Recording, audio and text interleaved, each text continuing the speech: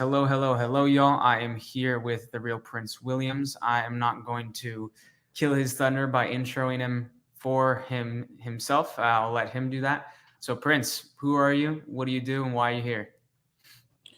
Well, I'm here because you have reached out to me and you wanted to pick my brain as what's going to happen behind the scene or what happens behind the scene of organizing an event of this size.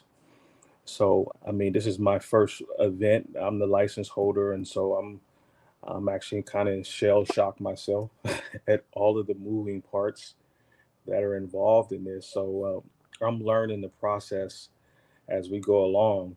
It's been interesting and fun. We're at the front end of it right now.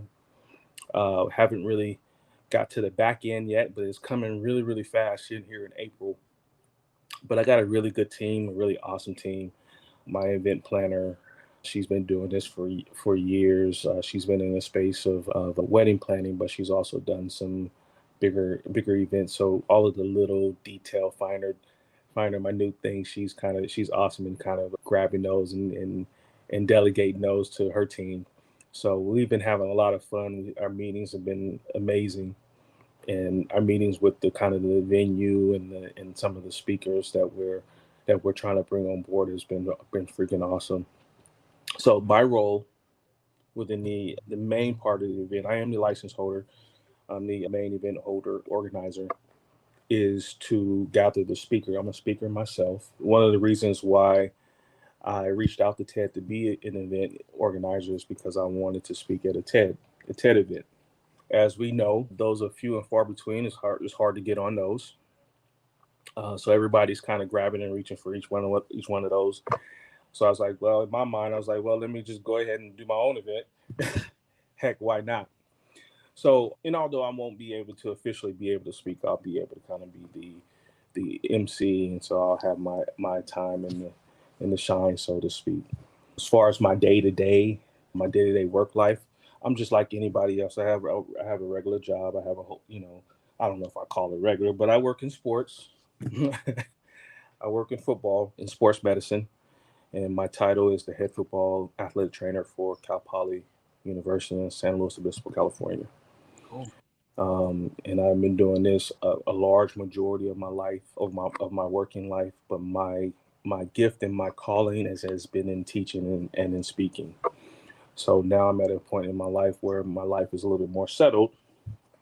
So I'm looking at other ways to expand my knowledge to the masses. And so that's just a little bit about me.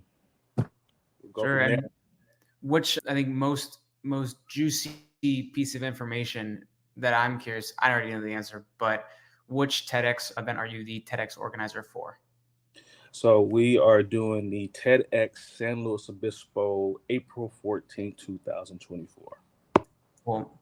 And so what was the timeline like for you? You made the decision to be a TEDx organizer when? And then, kind of from that decision, what did the path to now look like for you? I started this process way back at the beginning of the summer, so I don't remember if it was in June or July, but it was back in the summer. And the first time I applied, there's been events in this area before, but it was probably more student run because they've had it at the university. And so not too many adults have taken on the TEDx platform in this area. So the first time I applied, I didn't know the process. And be honest with you, I probably didn't read the rules all the way through. And so I got denied. They said, hey, we need a little bit more diversity in what you're planning on bringing to the table as far as the speakers. So I revamped it, came back to the table. I wasn't quite sure if that was good enough. And they emailed me and let me know, hey, yeah, this is going to work. So, and ever since then, it's kind of been an idea in mind. And I initially had a start date. I knew that I wasn't going to be able to do it in the summer, just that's kind of right when my season starts, the heavy part of my work year. So I was like, I initially set a date for in December, early December. We don't really finish until November. So I was like, that's not going to work. That's going to put a ton of pressure. And I didn't quite have the team in place. So I pushed the date out a little bit further. Some things kind of didn't work out as far as the venue and where we wanted to go, and then we ended up with the date of April 14th. Okay. And what during that time, when you resubmitted to get approved to be the organizer, how long did it take them to get back to you? It didn't take very long. Actually, when you reach out to them, they're pretty prompt. They say it could take up to 2 months. I think I waited maybe 2 weeks. Okay. And did you have your team already put together, or I guess your rough draft of the team put together before you applied, or what did that look like for you? I did not. I'm one of those guys. I'm action first, and then I'll figure it out later. And so in taking action, sometimes the way isn't revealed to you until you kind of move forward. So as I continue to move forward, and the funniest story is my team as a husband and wife duo, and the event planner that I have now on my team, she's my next door neighbor. So so she was walking by. I was like, "Hey, you do weddings? This is what I'm doing." She was like, "I would absolutely want to do that with you." So. Hmm. And so you got your team. Sounds like you got a really kick-ass team. What have the kind of action steps looked like for you? You get all these TEDx speakers, get all the attention. What does it look like for you as a TEDx organizer? How do you go about finding the speakers? What does the timeline look for when you find the speakers? Because I notice every TEDx organizer seems to have a very similar method to do it, but have little key differences in how they find the TEDx speakers at their event. What does that journey look like for you as a TEDx San Luis Obispo organizer? Well, being at the university, I have access to a ton of people, a ton of highly qualified people. So my core group, my core amount of speakers that I have in on this event are are from the university, and in different departments and different fields and different knowledge bases.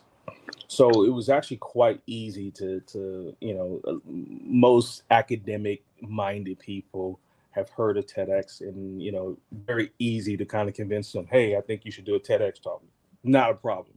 And they're like, absolutely, let's do it. So my core group, which was about 3 or 4, I didn't have a hard time convincing. And then over the next few weeks and the last couple weeks, I've been having a lot more people reach out, not only to myself but also to Amanda, my co-event coordinator. And so wanted to expand and really put on a really good, event. I mean, we have to sit there and we have to consider, like, how, who do we add, who do we not add, or is this going to be enough? Can we expand? And we're absolutely in the expansion phase right now. So we're adding, people to the program that we think would fit the theme, which is the theme is determination. We have an awesome speaker, and I'm not going to kind of roll on her thunder. You just have to go to the event to see. Her name is Shannon Huff, and she's like one of the first women to fly the Apache helicopter. No way. No, I mean, she's fucking kick ass, man. I mean, it made it really easy, like, to kind of be like, yes, that's what we're doing. So, and just to kind of have these really high powered qualified people, I'm actually really honored and humbled and blown away. Like I said, this is my first time, and just to kind of have that type of quality come through and want to be a part of this is mind blowing to me. Hmm. And as the TEDx organizer, how do you go about choosing these speakers? I mean, like this woman, Shannon, I think you said her name was. How did you go about finding her? I didn't find her; she found us. Really? What did that look Yeah, like? yeah. Actually, she reached out. She didn't reach out to me directly. We have people in our inbox all the time, and just through the filtration process, some people we reach out to, and some people they express interest at first, and then they don't really follow through. That's okay. I get that. Well, she reached out to my co-organizer, and my co-organizer sent it to me and was like, "Hey, what do you think?" And I was like, "Yeah, let's do this." We got her on a call. We did some interview questions. Really, just kind of wanted to listen to her story and see if her story kind of fit along with what we're trying to do, and if it was going to mix. And through our interview questions and through her personality and some of the things she's done, she checked all of the boxes that we were looking for in that application process. Hmm. Now, I don't know how much of this you're okay revealing, but what are some of those interview questions that you ask your potential TEDx speakers to see if they are a good fit for your event or not? Well, the main thing really is can you keep a conversation? Mm, That's very important. I think with any speaker, just like we're doing right now, just going back and forth, is how personable are you? sure. So in asking questions, you're kind of getting a feel of what type of speaker, how engaging of a person these people are, and if they're going to be able to pull and draw somebody in for 18 minutes. Also, with somebody who's high powered and has a story, the next question you want to ask is, can you keep it in 18 minutes? It's one thing to have a story. It's one thing to be able to continue to talk, but can you put it in something very concise Mm, and deliver the message in 18 minutes? And so she answered those two questions perfectly. And then we just asked a little bit about her as far as, where she come from, what her background was, tell me a little bit more about you flying the Apache. I have to say, I'm fanboying over the Apache deal. I'm like, she sold me on the Apache. I was like, she flies Apaches. mm. I'm a winner. And for you to hear the story and that, okay, this woman, she's got a story, she's done something really cool. How did you and your team go about helping her find the, quote unquote idea we're spreading from that journey? Or was that not necessary? It wasn't necessary. She's done some keynote speaking before. She's kind of done a circuit. She's written a couple books. She has it down packed. So she was all, excuse me. She's already very polished. So it wasn't anything that we had to say. Hey, you might want to great story. You might want to kind of tailor that in a little bit. No, I think she's going to be a perfect fit for what we're looking for. And how did you go about choosing the topic It was, or the you theme? know, If you'd call it the theme. I work in team sports. We struggled this year, not only as a team, but I watched people individually throughout the last 4 to 5 months struggle with some of the things that we have been struggling with. And I was sitting down in meditation one day and just kind of reflecting on a few things and, how can we move forward and make things better. And the thing that kind of hit me was you have to be determined. You have to have determination. And I was like, immediately, I was like, yeah, that's it. Hmm. And how did you go about deciding what was the amount of speakers that you wanted to have at your TEDx event this year? I mean, with the 18-minute speech, plus or minus, probably more minus than plus, you start and couple that with the breaks and then the intermission. When you start calculating the time out, we wanted to go about it where you wanted to have at least a kind of an even number, so you can break the program up. So whether that number was 8 or 10 or whatever the number is going to end up being, it's probably going to be 10 for us. We wanted to make sure that we had an event that was going to be engaging. And we know that there's going to be some people who's going to talk for a little. There's going to be some people who are going to talk for all up to 18 minutes. And so with that, looking at the time, what that looks like, with all of that included, we figured out it's probably going to be a 7-hour day. And within the 7-hour day, how many people can we squeeze into there? And the number we came up with the time that was given to us is probably 8 to 10 people. Hmm. And how are you going about promoting your event? We're still in the early stages of it. I mean, but just things like what we're doing right now, getting out and talking to people. There's the local newspaper is coming on board. The local news, should I say, they're coming on board. Like I said, the university is backing us. The athletic department is backing us, just because there's so many people from the university that are involved in it. So people from the community, like I said, my event planner, she's involved in weddings, so she has a lot of people that she knows, a lot of contacts she knows. So it's a lot of legwork, but it's a lot of people that and especially, I don't know if you've ever been to Slow. It's a really small community, so word gets out very fast. Hmm. So it's really just kind of just getting out, boots to the ground, and getting out and kind of getting in front of people and talking about what we're doing and why we're doing it. And what are you most excited about for this April coming event? Man, I'm excited for the, especially as excited for the speakers. I think, and I believe wholeheartedly, my speakers aren't, the majority of them aren't the high powered established speakers, but I think that every last one of them are dynamic and engaging, and it's going to kind of thrust them forward into the limelight of what they do best in their profession and the ideas that they are going to bring to the table. So I'm extremely excited for them, and then secondly, I'm excited for what this can look like. And the plan is that we're going to do this on a regular basis. We're going to make this a more regular thing instead of kind of sporadically at the community, whoever wants to jump on wanting to do it here and there. Hmm. So And when you got chosen or accepted by TED or TEDx, whatever the correct entity name is, what did the process look like from them? How did they support you through this journey of organizing and setting up your first TEDx event, TEDx San Luis Obispo? well, they definitely send you all of the necessary things. A lot of it is posted anyway. A lot of it is posted ahead of time. But when they accept you, they send you a contract. You sign it. You send it back. I think you can do it online, and then they send you the rules and the regulations. And basically, it's a, I don't want to say it's just as generic as plug and play, because it's not, because every community is very different. But they want you to stick to the format as closely as possible, because that's what people are familiar with.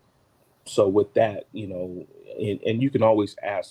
There is support staff there. You can always ask, and if you have any questions on what's next, or what should I do, or what can I not do, and they're there to help you, provide you, and walk you through it. Hmm. And I don't know if I can or if you can disclose this, but is there one, or maybe you already did disclose this, is there one TEDx speaker at your coming TEDx event that you're most excited for? I have a couple. Yeah, I have a couple. I gave you one. Give me one. Yeah. Yeah, I gave you one. I can't give you all of it. You got to either tap into the YouTube version of it, or you got to come to the event, man. Hmm. And what is the date? You said April 4th, was it? April 14th. 14th. Okay. Yeah. Gotcha.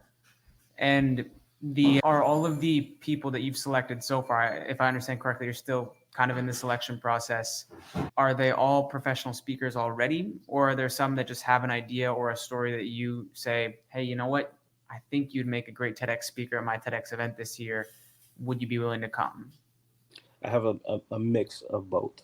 Okay. They're all professionals in some capacity. So they all are high level professionals. So they're all used to engaging and speaking on some level. I wouldn't say they're professional speakers per se. Like myself, I don't consider myself a professional speaker, but I've done speaking engagements where I've done some smaller ones, and I've done some bigger ones. So, but I have a few people who have done bigger things than me, and I have some people who are kind of just now starting out. But all of them have something to say. And what was your kind of reaction when you were able to, I don't want to say gift that experience to a potential TEDx speaker, but have that, I guess, that leverage, that ability to say, hey, you got an awesome story. You deserve to share it on my TEDx San Luis Obispo stage. How did that feel as an organizer? It's second to none. It's absolutely an amazing feeling. The whole TED and TEDx platform is about service. It's about service and innovation. And I think that embodies, being an event planner embodies everything that TED is trying to do, is trying to, deliver a service and get the information out there, and the innovations and the ideas. And so to be able to come to somebody or for somebody to come to us and be like, hey, I have an idea, I have a story, there's something that I need to get out there and tell to the world, to be able to kind of be in a position to say, yeah, let's do this is an amazing feeling. And what are you most, well, I'll ask this question. What were you most surprised by during your journey as the TEDx organizer? You had I've heard the term used, uninformed optimism, where, you have the thing you want and it's, oh my gosh, it's going to be amazing. I'm so excited. And then you're like, oh boy, it's not like that. And then you kind of go down the valley of despair, is I think the psychological term for it. I can see that. What did that journey look like for you? No, I could absolutely see that. I probably wouldn't describe it as, I don't think it's that kind of dramatic. But then again, we still got some months away. I don't think it's that dramatic, but I can definitely understand why somebody would say that and would put that out there. And that's just with anything that you're trying to build on or build or grow, even with a business of some sort. You get really excited at first, and then you realize how much work is involved, and then reality hits you dead smack in the face, and you're like, oh, this is work. And so in the process and dealing with the realities of, like, hey, there's funding that I need to go get. I need boots on the ground. There's these, little things, am I going to go with the red carpet? Am I going to go with the podium? Are we going to have microphones? Like what, minuscule stuff, stupid stuff, right?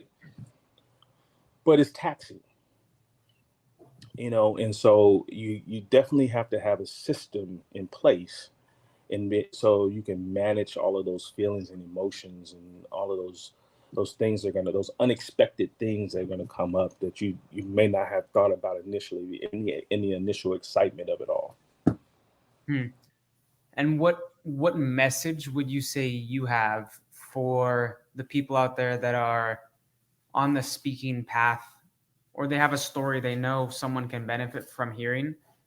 What message do you have to that person that's on that journey as a speaker, coming from a TEDx organizer?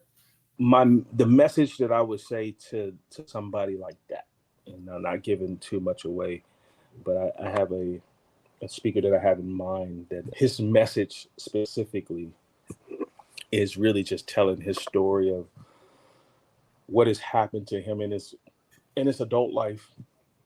Self-made millionaire, had it all: wife, kids, money, esteem, prestige, and then only to lose it all in fractions of a moment in by having a heart attack. And to really kind of see him work his way back to a level to where now he can speak on stage and to give his message to for me to be able to enable somebody to do that and to inspire somebody that, hey, this is the next step in your evolution. I would say to him, stay determined. That's the whole thing, is determination. And one previous TEDx organizer I spoke to, she mentioned after she made her TEDx event, and it was one in SoCal, she said she went into TEDx hibernation. It was so much work for her that she said, no TEDx stuff for the next 5 months at least. Yeah. Do you see that coming, or it sounds like you're already planning on hosting TEDx San Luis Obispo for the coming years? Is that right? Absolutely. I'm not going to say that we're not going to probably take a break. I'm sure we will, but I'll seek out the license again once it's all over, and then we'll probably plan it again for probably this time next year. So that'll give us, a little bit of time to kind of focus on what the things we did well and to focus on the things we did we didn't do so well, and maybe even kind of start different processes very differently this time around. Now that we know what to expect.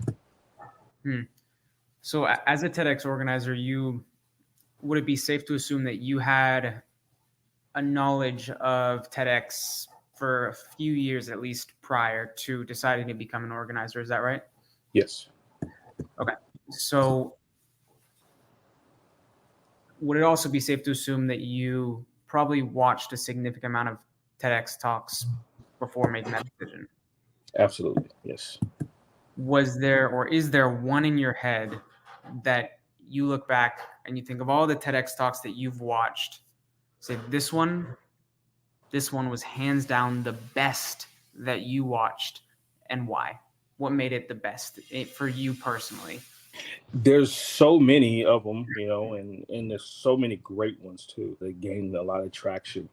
The one that's come to the forefront is by Myron Golden, and I don't remember exactly what it was on, but it just his personality, his presence, his message, and how concise it was, really kind of stuck out to me. And I was like, oh, if he can do that, I can definitely do that. I have to kind of look it up now and go back, and it was something on key manifesting or something like that. Yeah, I know Myron's pretty successful. I've got a friend of mine who's part of one of his programs, and it seems like he finds the business owners that he wants to be in contact with being part of Yes. that Myron's community. Yeah. Yeah. And TEDx actually thrust his career forward. It's one of Really? those things. Yeah, I mean, he was out there speaking and doing a lot of social media stuff, but I think with him getting on the TEDx platform when he did, I think kind of was pivotal and kind of thrusting his career forward. That is really interesting. Do you remember, and it wouldn't surprise me if you don't know this, but when he gave his TEDx talk? Man, I'm gonna have to look it up now, but he's giving so many now. Really? He's done Yeah, more than one TEDx talk. I didn't know I that. think so. Yeah, That's or at least awesome. he's on YouTube. I might be misspeaking. Sure. I'm sure we could ask like ChatGPT 4. No, well, I'm not as skilled with ChatGPT as you probably are. Let's see. You got me curious now. I'm gonna see how many TEDx talks has he given. Oh, there it is. Yeah, this was. Well, it must have been longer than that, but it's basically he's talked on this before in several different of his platforms. Basically, it's the master key to influence. Interesting. Okay. Master key to influence.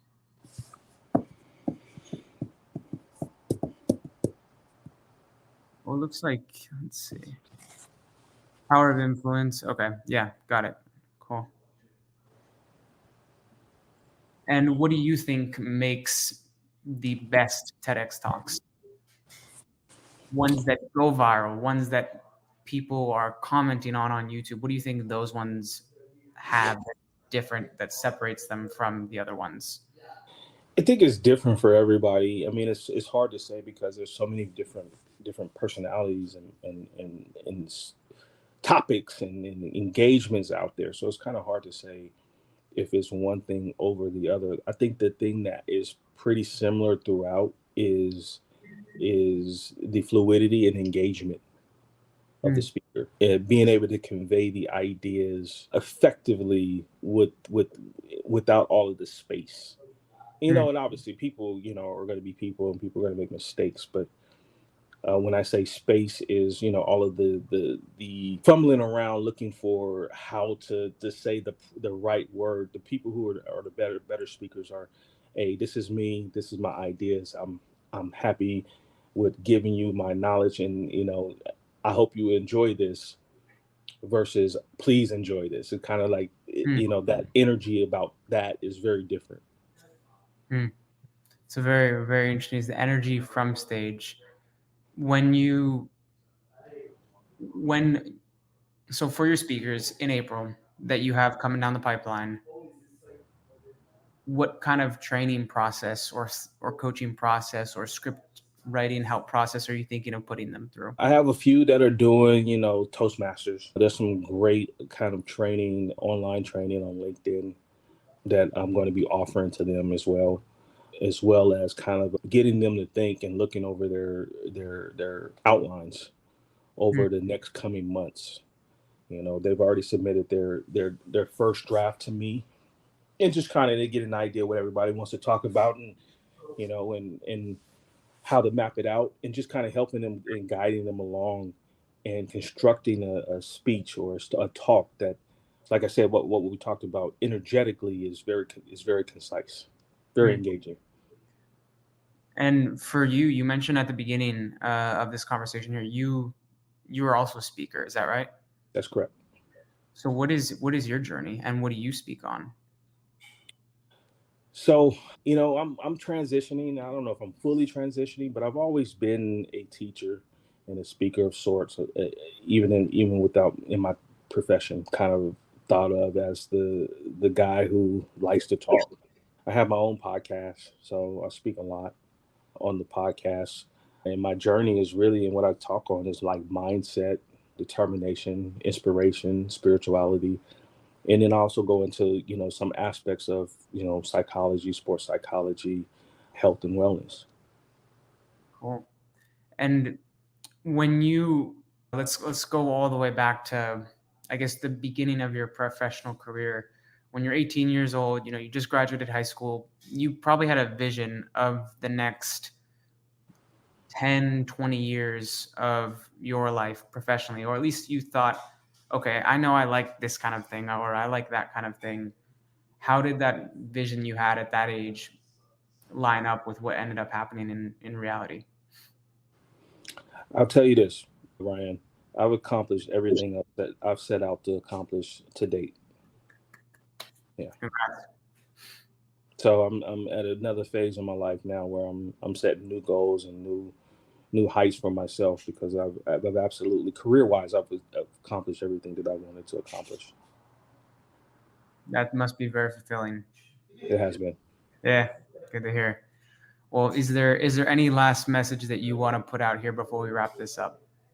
Hey, be determined. I was just talking to somebody today, and a young guy, one of my athletes, and he was talking about moving across the country, and I was kind of reflected on him on a situation when I was younger in his same position.